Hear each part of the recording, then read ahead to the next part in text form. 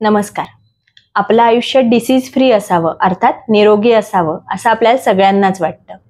आजारपण, त्याच्यासाठीचे औषधोपचार, त्याच्यासाठीची विश्रांती याच्यात आपला वेळ जाऊ नये म्हणून आपण हवे ते प्रयत्न करायलाही तयार असतो. तर हे प्रयत्न नक्की काय असावेत याच्याबद्दल आयुर्वेद काय सांगतो यासाठीचा हा व्हिडिओ. डिसीज फ्री राहण्यासाठीची सगळ्यात पहिली टीप म्हणजे वेगांचा अवरोध करू नये. अर्थात जे आपले नॅचरल कॉल्स असतात, भूक लागणे, तहान लागणे, झोप येणे, शौचाची लघवीची संवेदना, उलटी येते असं वाटणं, ती संवेदना यांचा अवरोध करू नये, अर्थात त्यांना कंट्रोल करू नये. म्हणजे भूक लागली असेल तर भुकेची वेळ न टाळता त्यावेळी जेवून घेणं, खाऊन जेवढी भूक असेल तेवढं खाणं, तहान लागलेली असताना तहान न मारता पाणी पिणं, शौचाची लघवीची संवेदना आली असेल तर त्याला कंट्रोल न करता त्यावेळी वेगांचं प्रवर्तन करणं ही गोष्ट आरोग्य रक्षणासाठी खूप आवश्यक असते. त्याबरोबरच हे जे वेग आहेत हे बळजबरीने प्रवृत्त करणं, अर्थात जेव्हा भूक नाहीये तेव्हा बळजबरीने खाणं, टॉयलेटला बाथरूमला जायची संवेदना नाहीये पण आपल्याला कुठेतरी जायचंय, काहीतरी काम आहे म्हणून आधीच जाऊन येऊ असं काहीतरी करणं, किंवा जोर करून शौचाला करण्याचा प्रयत्न करणं, बळजबरीने उलट्या काढणं, या गोष्टी सुद्धा टाळायला हव्यात. अजून एक इंटरेस्टिंग गोष्ट, हे जे आयुर्वेदाने अधारणीय वेग सांगितलेत, अर्थात जे कंट्रोल करू नये अशा अर्जेस सांगितलाय, त्यामध्ये अश्रू हा सुद्धा एक महत्वाचा वेग सांगितलाय. म्हणजे जर अश्रू येत असतील, जर रडायला येत असेल तर त्यांचा सुद्धा अवरोध करू नये, आणि उदिरण सुद्धा करू नये, बळजबरीने प्रवृत्त सुद्धा करू नये असं दोन्ही सांगितलंय. निरोगी आयुष्य मेंटेन करण्यासाठी आयुर्वेदामध्ये रसायन चिकित्सा सांगितलेली आहे. त्यातलं च्यवनप्राश हे फेमस रसायन औषध आहे की जे आपल्याला सगळ्यांना माहिती असतं. पण च्यवनप्राश हे एकमेव आयुर्वेदाने सांगितलेलं औषध नसून यासारखी खूप सारी आरोग्य रक्षण करणारी औषधं सांगितलेली आहेत.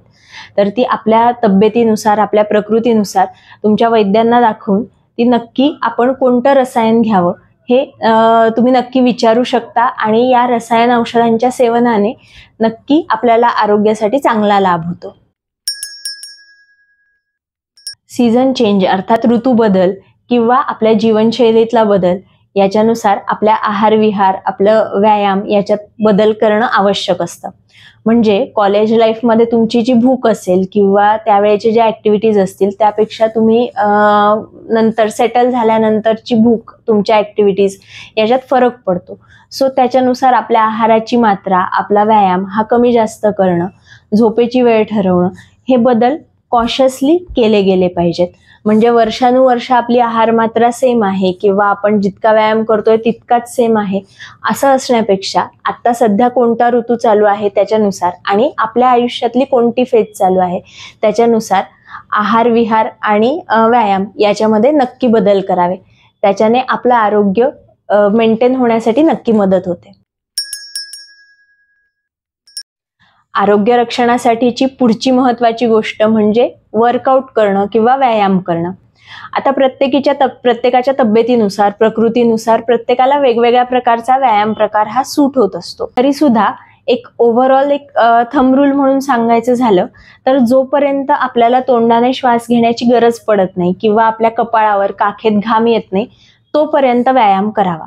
मग तुम्ही जर व्यायामातले नवखे असाल, म्हणजे नुकताच तुम्ही व्यायाम करायला सुरुवात केली असेल तर कदाचित तुम्हाला 10-15 मिनिटात धाप लागेल, घाम यायला सुरुवात होईल.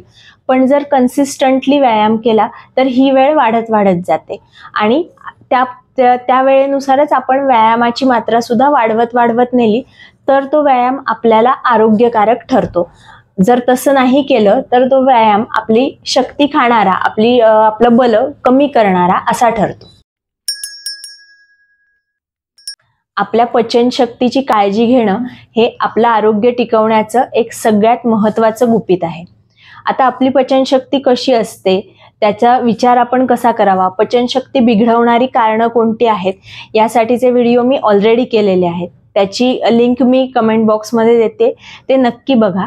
पण एक साधं सोपं सूत्र सांगते, जर तुम्हाला पचनशक्ती व्यवस्थित ठेवायची असेल तर जेव्हा आपल्याला भूक लागते आणि जेवढी भूक लागते तेवढं खाणं आणि जेवढी तहान लागते आणि जेव्हा तहान लागते तेवढंच पाणी पिणं, या बेसिक गोष्टी जर पाळल्यात तरी सुद्धा आपली पचनशक्ती ही व्यवस्थित राहू शकते.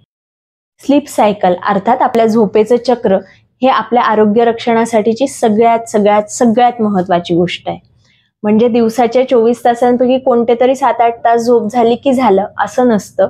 रात्रीची झोप हे आपलं आरोग्य चांगलं ठेवण्यासाठी नक्की नक्की नक्की महत्वाची असते. त्याच्यामुळे झोप व्यवस्थित लागणं, पुरेशी विश्रांती होणं, शांत झोप लागून आणि सकाळी अलार्म न लावता झोप पूर्ण झाली आहे या भावनेने जाग येणं, ही गोष्ट अचीव होणं ही आपल्या आरोग्य रक्षणातली सगळ्यात महत्वाची पायरी आहे. जर तुम्हाला याच्यामध्येही काही शंका असतील किंवा झोप लागत नाही, जाग येत नाही असे काही प्रॉब्लेम्स असतील तर त्याच्यासाठीचाही एक पूर्वीचा व्हिडिओ मी टॅग करते, तोही नक्की बघा आणि आपली किमान 7 ते 8 तास रात्रीची झोप होईल असं नक्की बघा. त्याच्याने तुमचं आरोग्य हे नक्की चांगलं राहील. धन्यवाद.